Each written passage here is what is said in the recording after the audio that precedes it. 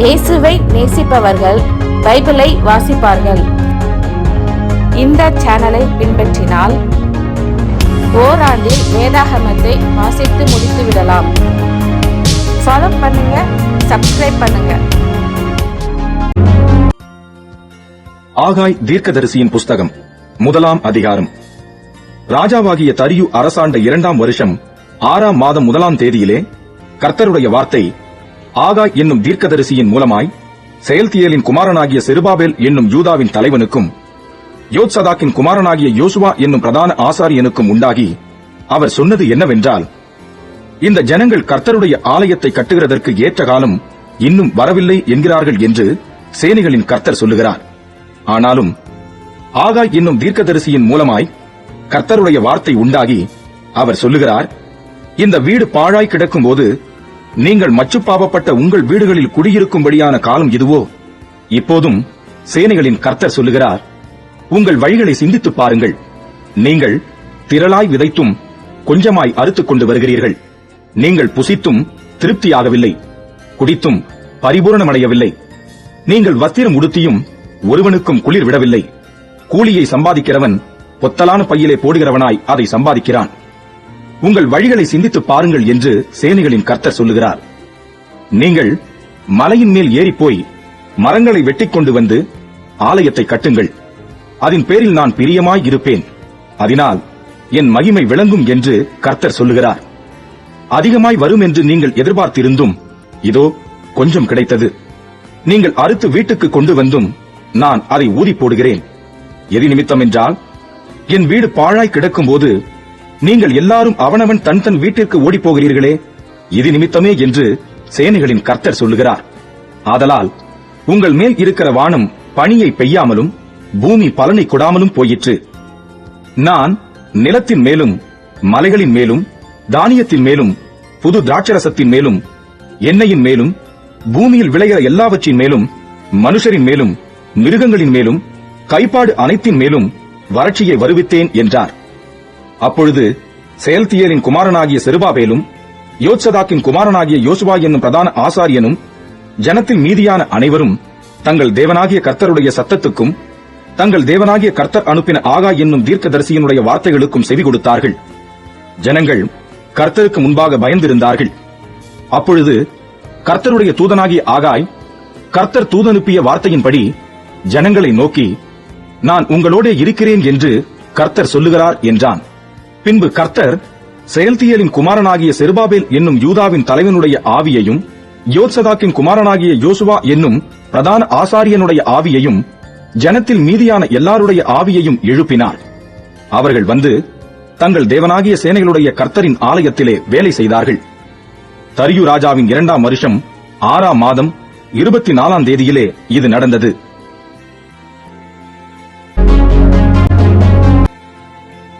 ஆகாய் தீர்க்கதரிசியின் புஸ்தகம் 2ஆம் அதிகாரம். 7ஆம் மாதம் 21ஆம் தேதியிலே ஆகாய் என்னும் தீர்க்கதரிசியின் மூலமாய் கர்த்தருடைய வார்த்தை உண்டாயிற்று. அவர், நீ செயல்தியேலின் குமாரனாகிய செருபாபேல் என்னும் யூதாவின் தலைவனோடும் யோத்சதாக்கின் குமாரனாகிய யோசுவா என்னும் பிரதான ஆசாரியனோடும் ஜனத்தில் மீதியானவர்களோடும் சொல்ல வேண்டியது என்னவென்றால், இந்த ஆலயத்தின் முந்தின மகிமையை கண்டவர்களில் உங்களுக்குள்ளே மீந்திருக்கிறவர்கள் யார்? இப்பொழுது இது உங்களுக்கு எப்படி காண்கிறது? அதற்கு இது உங்கள் பார்வையில் ஒன்றுமில்லாதது போல் காண்கிறதல்லவா? ஆனாலும் செருபாபேலே, நீ திடன்கொள் என்று கர்த்தர் சொல்லுகிறார். யோத்சதாக்கின் குமாரனாகிய யோசுவா என்னும் பிரதான ஆசாரியனே, நீ திடன்கொள். தேசத்தின் எல்லா ஜனங்களே, நீங்கள் திடன் கொள்ளுங்கள், வேலையை நடத்துங்கள் என்று கர்த்தர் சொல்லுகிறார். நான் உங்களுடனே இருக்கிறேன் என்று சேனைகளின் கர்த்தர் சொல்லுகிறார். நீங்கள் எகிப்திலிருந்து புறப்படுகிற போது நான் உங்களோட உடன்படிக்கை பண்ணின வார்த்தையின்படியே என் ஆவியானவரும் உங்கள் நடுவில் நிலை கொண்டிருப்பார். பயப்படாதேயுங்கள். சேனைகளின் கர்த்தர் சொல்லுகிறார், கொஞ்ச காலத்துக்குள்ளே இன்னும் ஒரு தரம் நான் வானத்தையும் பூமியையும் சமுத்திரத்தையும் வெட்டாந்தரையையும் அசைய பண்ணுவேன். சகல ஜாதிகளையும் அசைய பண்ணுவேன். சகல ஜாதிகளாலும் விரும்பப்பட்டவர் வருவார். இந்த ஆலயத்தை மகிமையினால் நிறைய பண்ணுவேன் என்று சேனைகளின் கர்த்தர் சொல்லுகிறார். வெள்ளியும் என்னுடையது, பொன்னும் என்னுடையது என்று சேனைகளின் கர்த்தர் சொல்லுகிறார். முந்தின ஆலயத்தின் மகிமையை பார்க்கிலும் இந்த பிந்தின ஆலயத்தின் மகிமை பெரிதாயிருக்கும் என்று சேனைகளின் கர்த்தர் சொல்லுகிறார். இவ்விடத்திலே சமாதானத்தை கட்டளையிடுவேன் என்று சேனைகளின் கர்த்தர் உரைக்கிறார் என்று சொல் என்றார். தரியுவின் 2ஆம் வருஷம் 9ஆம் மாதம் 24ஆம் தேதியிலே ஆகாய் என்னும் தீர்க்கதரிசியின் மூலமாய் கர்த்தருடைய வார்த்தை உண்டாயிற்று. அவர், ஒருவன் தன் வஸ்திரத்தின் தொங்கலிலே பரிசுத்த மாம்சத்தை கொண்டு போகையில் தன் வஸ்திரத்தின் தொங்கல் அப்பத்தையாகிலும் சாதத்தையாகிலும் திராட்சை ரசத்தையாகிலும் எண்ணெயையாகிலும் மற்றெந்த போஜன பதார்த்தத்தையாகிலும் தொட்டால் அது பரிசுத்தமாகுமோ என்று நீ ஆசாரியரிடத்தில் வேத நியாயத்தை பற்றி கேள் என்று சேனைகளின் கர்த்தர் சொல்லுகிறார் என்றார். அதற்கு ஆசாரியர்கள் பிரதியுத்தரமாக, பரிசுத்தமாகாது என்றார்கள். பிணத்தால் தீட்டுப்பட்டவன் அவைகளில் எதையாகிலும் தொட்டால் அது தீட்டுப்படுமோ என்று ஆகாய் பின்னும் கேட்டான். அதற்கு ஆசாரியர்கள் பிரதியுத்தரமாக, தீட்டுப்படும் என்றார்கள். அப்பொழுது ஆகாய், அப்படியே இந்த ஜனங்களும் இந்த ஜாதியாரும் என் சமூகத்தில் இருக்கிறார்கள் என்று கர்த்தர் சொல்லுகிறார். அவர்களுடைய கைகளின் எல்லா கிரியைகளும் அப்படியே இருக்கிறது. அவர்கள் அங்கே கொண்டு வந்து படைக்கிறதும் தீட்டுப்பட்டிருக்கிறது. இப்போதும் கர்த்தருடைய ஆலயத்தை கட்டும்படி ஒரு கல்லின் மேல் ஒரு கல் வைக்கப்பட்டது முதல் நடந்ததை உங்கள் மனதிலே சிந்தித்துப் பாருங்கள். அந்த நாட்கள் முதல் ஒருவன் 20 மரக்காலாக கண்ட அம்பாரத்தினிடத்தில் வந்தபோது 10 மரக்கால் மாத்திரம் இருந்தது. ஒருவன் ஆலையின் தொட்டியில் 50 குடம் உள்ள ஆலையினிடத்திலே வந்தபோது 20 குடம் மாத்திரம் இருந்தது. கருக்காயினாலும் விஷப்பணியினாலும் கல் மழையினாலும் உங்களை உங்கள் கைகளின் வேலையிலெல்லாம் அடித்தேன். ஆனாலும் நீங்கள் என்னிடத்தில் மனதை திருப்பாமல் போனீர்கள் என்று கர்த்தர் சொல்லுகிறார். இப்போதும் இதற்கு முந்தின காலத்தில் நடந்ததை உங்கள் மனதிலே சிந்தித்துப் பாருங்கள். 9ஆம் மாதம் 24ஆம் தேதியாகிய இந்நாள் முதல் கர்த்தருடைய ஆலயத்தின் அஸ்திபாரம் போடப்பட்ட அந்நாள் வரைக்கும் சென்ற காலத்தில் நடந்ததை உங்கள் மனதிலே சிந்தித்துப் பாருங்கள். களஞ்சியத்தில் இன்னும் விதைத்தானியம் உண்டோ? திராட்சை செடியும் அத்தி மரமும் மாதளம் செடியும் ஒலிவ மரமும் கனி கொடுக்கவில்லையே? நான் இன்று முதல் உங்களை ஆசீர்வதிப்பேன் என்று சொல்லுகிறார் என்றான். 24ஆம் தேதியாகிய அந்நாளிலே கர்த்தருடைய வார்த்தை 2ஆம் விசை ஆகாய் என்பவனுக்கு உண்டாகி, அவர், நீ யூதாவின் தலைவனாகிய செருபாபேலோடே சொல்ல வேண்டியது என்னவென்றால், நான் வானத்தையும் பூமியையும் அசைய பண்ணி ராஜ்யங்களின் சிங்காசனத்தை கவிழ்த்து ஜாதிகளுடைய ராஜ்யங்களின் பலத்தை அழித்து ரதத்தையும் அதில் ஏறி இருக்கிறவர்களையும் கவிழ்த்து போடுவேன். குதிரைகளோட அவைகளின் மேல் ஏறி இருப்பவர்களும் அவரவர் தங்கள் தங்கள் சகோதரனின் பட்டயத்தினாலே விழுவார்கள். சேனைகளின் கர்த்தர் சொல்லுகிறார், செயல்தியேலின் குமாரனாகிய செருபாபேல் என்னும் என் ஊழியக்காரனே, உன்னை நான் அந்நாளிலே சேர்த்துக் கொண்டு உன்னை முத்திரை மோதிரமாக வைப்பேன் என்று கர்த்தர் சொல்லுகிறார். நான் உன்னை தெரிந்து கொண்டேன் என்று சேனைகளின் கர்த்தர் உரைக்கிறார் என்று சொல் என்றார். சகரியாவின் புஸ்தகம் 1ஆம் அதிகாரம். தரியு அரசாண்ட 2ஆம் வருஷம் 8ஆம் மாதத்திலே இத்தோவின் மகனான பெரகியாவின் குமாரனாகிய சகரியாவுக்கு உண்டான கர்த்தருடைய வார்த்தை. கர்த்தர் உங்கள் பிதாக்களின் மேல் கடும் கோபமாயிருந்தார். ஆகையால் நீ அவர்களை நோக்கி, சேனைகளின் கர்த்தர் உரைக்கிறது என்னவென்றால், என்னிடத்தில் திரும்புங்கள் என்று சேனைகளின் கர்த்தர் சொல்லுகிறார். அப்பொழுது நான் உங்களிடத்துக்கு திரும்புவேன் என்று சேனைகளின் கர்த்தர் சொல்லுகிறார். உங்கள் பிதாக்களைப் போல் இராதேயுங்கள். முந்தின தீர்க்கதரிசிகள் அவர்களை நோக்கி, உங்கள் பொல்லாத வழிகளையும் உங்கள் பொல்லாத கிரியைகளையும் விட்டு திரும்புங்கள் என்று சேனைகளின் கர்த்தர் சொல்லுகிறார் என்று கூப்பிட்டார்கள். ஆனாலும் எனக்கு செவி கொடாமலும் என்னை கவனியாமலும் போனார்கள் என்று கர்த்தர் சொல்லுகிறார். உங்கள் பிதாக்கள் எங்கே? தீர்க்கதரிசிகள் என்னென்றைக்கும் உயிரோடு இருப்பார்களோ? இராமற் போனாலும் தீர்க்கதரிசிகளாகிய என் ஊழியக்காரருக்கு நான் கட்டளையிட்ட என் வார்த்தைகளும் என் தீர்மானங்களும் உங்கள் பிதாக்களிடத்தில் பலிக்கவில்லையோ? எங்கள் வழிகளின்படியேயும் எங்கள் கிரியைகளின்படியேயும் சேனைகளின் கர்த்தர் எங்களுக்கு செய்ய நிர்ணயித்தபடியே எங்களுக்கு செய்தார் என்று அவர்கள் திரும்ப வந்து சொன்னதில்லையோ என்று சொல் என்றார். தரியு அரசாண்ட 2ஆம் வருஷம் சேபாத் மாதமாகிய 11ஆம் மாதம் 24ஆம் தேதியிலே கர்த்தருடைய வார்த்தை இத்தோவின் மகனான பெரகியாவின் குமாரன் சகரியா என்னும் தீர்க்கதரிசிக்கு உண்டாயிற்று. அவன் சொன்னது, இதோ இன்று ராத்திரி சிவப்பு குதிரையின் மேல் ஏறி இருந்த ஒரு புருஷனை கண்டேன். அவர் பள்ளத்தாக்கில் இருக்கிற மிருது செடிகளுக்குள்ளே நின்றார். அவருக்கு பின்னாலே சிவப்பும் மங்கின நிறமும் வெண்மையுமான குதிரைகள் இருந்தன. அப்பொழுது நான், என் ஆண்டவரே, இவர்கள் யார் என்று கேட்டேன். என்னோட பேசுகிற தூதனானவர், இவர்கள் யார் என்று நான் உனக்கு காண்பிப்பேன் என்று சொன்னார். அப்பொழுது மிருது செடிகளுக்குள்ளே நின்ற அந்த புருஷன் பிரதியுத்தரமாக, இவர்கள் பூமி எங்கும் சுற்றி பார்க்க கர்த்தர் அனுப்பினவர்கள் என்றார். பின்பு அவர்கள் மிருது செடிகளுக்குள்ளே நின்ற கர்த்தருடைய தூதனை நோக்கி, நாங்கள் பூமி எங்கும் சுற்றி பார்த்தோம், இதோ பூமி முழுவதும் அமைதலும் அமெரிக்கையுமாய் இருக்கிறது என்றார்கள். அப்பொழுது கர்த்தருடைய தூதன் மறுமொழியாக, சேனைகளின் கர்த்தாவே, இந்த 70 வருஷமாய் நீர் கோபம் கொண்டிருக்கிற எருசலேமின் மேலும் யூதா பட்டணங்களின் மேலும் எந்த மட்டும் இறங்காதிருப்பீர் என்று சொல்ல, அப்பொழுது கர்த்தர் என்னோட பேசின தூதனுக்கு நல் வார்த்தைகளையும் ஆறுதலான வார்த்தைகளையும் பிரதியுத்தரமாக சொன்னார். அப்பொழுது என்னோட பேசின தூதன் என்னை நோக்கி, சேனைகளின் கர்த்தர் உரைக்கிறது என்னவென்றால், நான் எருசலேமுக்காகவும் சியோனுக்காகவும் மகா வைராக்கியம் கொண்டிருக்கிறேன். நான் கொஞ்சம் கோபம் கொண்டிருந்த போது அவர்கள் தங்கள் கேட்டை அதிகரிக்க தேடினபடியினால் சுகமாய் வாழுகிற புறஜாதிகள் பேரில் நான் கடும் கோபம் கொண்டேன். ஆகையால் மன உருக்கத்தோடு எருசலேமினிடத்தில் திரும்பினேன் என்று கர்த்தர் சொல்லுகிறார். என் ஆலயம் அதிலே கட்டப்படும், எருசலேமின் மேல் அளவு நூல் பிடிக்கப்படும் என்று சேனைகளின் கர்த்தர் சொல்லுகிறார் என்று கூறு என்றார். இன்னும் என் பட்டணங்கள் நன்மையினால் பரம்பி இருக்கும். இன்னும் கர்த்தர் சியோனை தேற்றரவு பண்ணுவார். இன்னும் எருசலேமை தெரிந்து கொள்ளுவார் என்று சேனைகளின் கர்த்தர் சொல்லுகிறார் என்று பின்னும் கூறு என்றார். நான் என் கண்களை ஏறெடுத்து பார்த்தபோது இதோ 4 கொம்புகளை கண்டேன். அவைகள் என்னவென்று என்னோட பேசின தூதனை கேட்டேன். அதற்கு அவர், இவைகள் யூதாவையும் இஸ்ரவேலையும் எருசலேமையும் சிதறடித்த கொம்புகள் என்றார். பின்பு கர்த்தர் எனக்கு 4 தொழிலாளிகளை காண்பித்தார். இவர்கள் என்ன செய்ய வருகிறார்கள் என்று கேட்டேன். அதற்கு அவர், ஒருவனும் தன் தலையை ஏறெடுக்க கூடாதபடி அந்த கொம்புகள் யூதாவை சிதறடித்ததே, அவைகளுக்கு பயமுறுத்துகிறதற்கும் யூதாவின் தேசத்தை பாழாக்க தங்கள் கொம்பை எடுத்த ஜாதிகளுடைய கொம்புகளை விழத் தள்ளுகிறதற்கும் இவர்கள் வந்தார்கள் என்றார். சகரியா 2ஆம் அதிகாரம். நான் என் கண்களை ஏறெடுத்து பார்த்தபோது இதோ தன் கையிலே அளவு நூல் பிடித்திருந்த ஒரு புருஷனை கண்டேன்.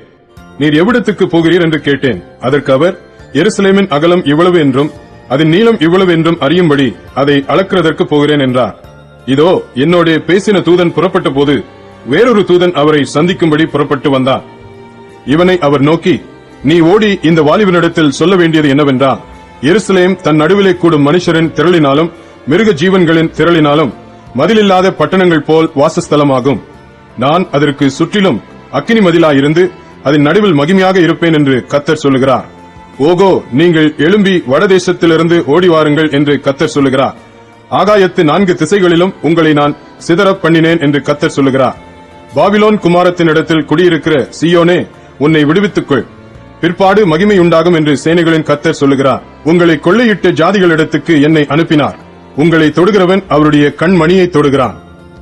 இதோ நான் என் கையை அவர்களுக்கு விரோதமாக அசைப்பேன், அதனால் அவர்கள் தங்கள் அடிமைகளுக்கு கொள்ளையாவார்கள்.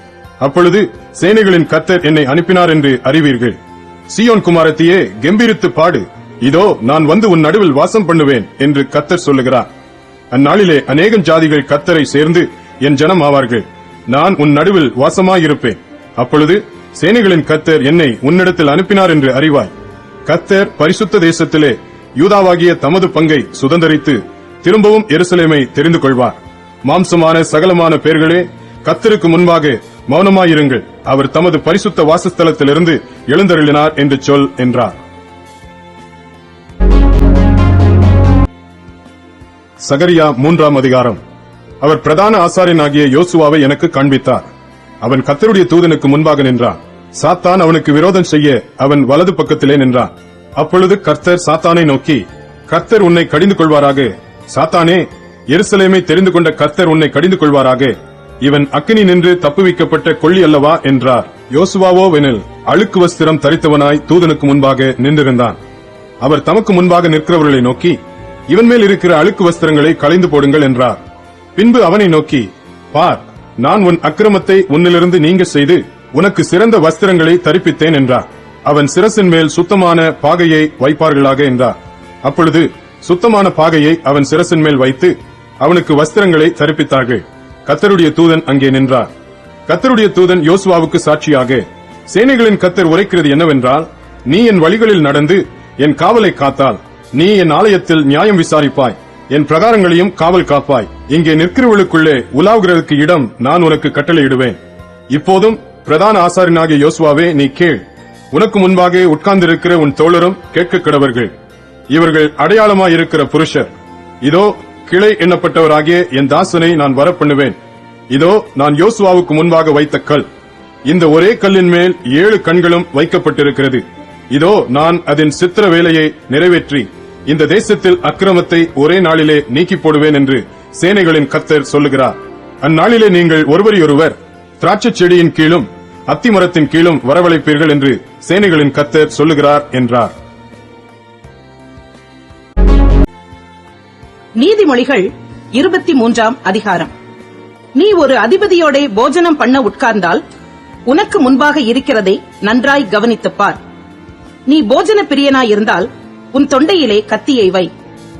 அவனுடைய ருசியுள்ள பதார்த்தங்களை இச்சியாதே, அவைகள் கள்ள போஜனமாமே. ஐஸ்வர்யவானாக வேண்டுமென்று பிரயாசப்படாதே, சுய புத்தியை சாராதே. இல்லாமற் போகும் பொருள் மேல் உன் கண்களை பறக்க விடுவானேன்? அது கழுகை போல சிறகுகளை தனக்கு உண்டு பண்ணிக்கொண்டு ஆகாய மார்க்கமாய் பறந்து போம். வன்கண்ணனுடைய ஆகாரத்தை புசியாதே, அவனுடைய ருசியுள்ள பதார்த்தங்களை இச்சியாதே. அவன் இருதயத்தின் நினைவு எப்படியோ அப்படியே அவன் இருக்கிறான். புசியும் பானம் பண்ணும் என்று அவன் உன்னோடே சொன்னாலும் அவன் இருதயம் உன்னோடே இராது. நீ புசித்த துணிக்கையை வாந்தி பண்ணி உன் இனிய சொற்களை இழந்து போவாய். மூடனுடைய செவிகள் கேட்க பேசாதே, அவன் உன் வார்த்தைகளின் ஞானத்தை அசட்டை பண்ணுவான். பூர்வ எல்லைக்குறியை மாற்றாதே, திக்கற்ற பிள்ளைகளுடைய நிலங்களை அபகரித்துக் கொள்ளாதே. அவர்களுடைய மீட்பர் வல்லவர், அவர் உன்னுடனே அவர்களுக்காக வழக்காடுவார். உன் இருதயத்தை புத்திமதிக்கும், உன் செவிகளை அறிவின் வார்த்தைகளுக்கும் சாய்ப்பாயாக. பிள்ளையை தண்டியாமல் விடாதே, அவனை பிரம்பினால் அடித்தால் அவன் சாகான். நீ பிரம்பினால் அவனை அடிக்கிறதினால் பாதாளத்திற்கு அவன் ஆத்துமாவை தப்புவிப்பாயே. என் மகனே, உன் இருதயம் ஞானமுள்ளதாயிருந்தால் என்னிலே என் இருதயம் மகிழும். உன் உதடுகள் செம்மையானவைகளை பேசினால் என் உள்ளிந்திரியங்கள் மகிழும். உன் மனதை பாவிகள் மேல் பொறாமை கொள்ள விடாதே. நீ நாடோறும் கர்த்தரை பற்றும் பயத்தோடிரு. நிச்சயமாகவே முடிவு உண்டு, உன் நம்பிக்கை வீண் போகாது. என் மகனே, நீ செவி கொடுத்து ஞானமடைந்து உன் இருதயத்தை நல்வழியிலே நடத்து. மதுபான பிரியரையும் மாம்ச பெருந்தீனிக்காரரையும் சேராதே. குடியனும் போஜன பிரியனும் தரித்திரராவார்கள். தூக்கம் கந்தைகளை உடுத்துவிக்கும். உன்னை பெற்ற தகப்பனுக்கு செவிகொடு. உன் தாய் வயது சென்றவளாகும் போது அவளை அசட்டை பண்ணாதே. சத்தியத்தை வாங்கு, அதை விற்காதே. அப்படியே ஞானத்தையும் உபதேசத்தையும் புத்தியையும் வாங்கு. நீதிமானுடைய தகப்பன் மிகவும் களி கூறுவான். ஞானமுள்ள பிள்ளையை பெற்றவன் அவனால் மகிழுவான். உன் தகப்பனும் உன் தாயும் சந்தோஷப்படுவார்கள். உன்னை பெற்றவள் மகிழுவாள். என் மகனே, உன் இருதயத்தை எனக்குத்தா. உன் கண்கள் என் வழிகளை நோக்குவதாக. வேசி ஆழமான படுகுழி, பரஸ்திரி இடுக்கமான கிணறு. அவள் கொள்ளைக்காரனைப் போல் பதிவிருந்து மனுஷருக்குள்ளே பாதகரை பெருக பண்ணுகிறாள். ஐயோ, யாருக்கு வேதனை, யாருக்கு துக்கம், யாருக்கு சண்டைகள், யாருக்கு புலம்பல், யாருக்கு காரணமில்லாத காயங்கள், யாருக்கு ரத்தங்கலங்கின கண்கள். மதுபானம் இருக்கும் இடத்திலே தங்கி தரிப்பவர்களுக்கும் கலப்புள்ள சாராயத்தை நாடுகிறவர்களுக்கும் தானே. மதுபானம் இரத்த வருணமாயிருந்து பாத்திரத்தில் பளபளப்பாய் தோன்றும் போது நீ அதை பாராதே. அது மெதுவாய் இறங்கும். முடிவிலே அது பாம்பை போல் கடிக்கும், விரியனைப் போல் தீண்டும். உன் கண்கள் பரஸ்திரீகளை நோக்கும், உன் உள்ளம் தாறுமாறானவைகளை பேசும். நீ நடுக்கடலிலே சயனித்திருக்கிறவனைப் போலும் பாய்மரத்தட்டிலே படுத்திருக்கிறவனைப் போலும் இருப்பாய். என்னை அடித்தார்கள், எனக்கு நோகவில்லை. என்னை அறைந்தார்கள், எனக்கு சுரணை இல்லை. நான் அதை பின்னும் தொடர்ந்து தேட எப்பொழுது விழிப்பேன் என்பாய்.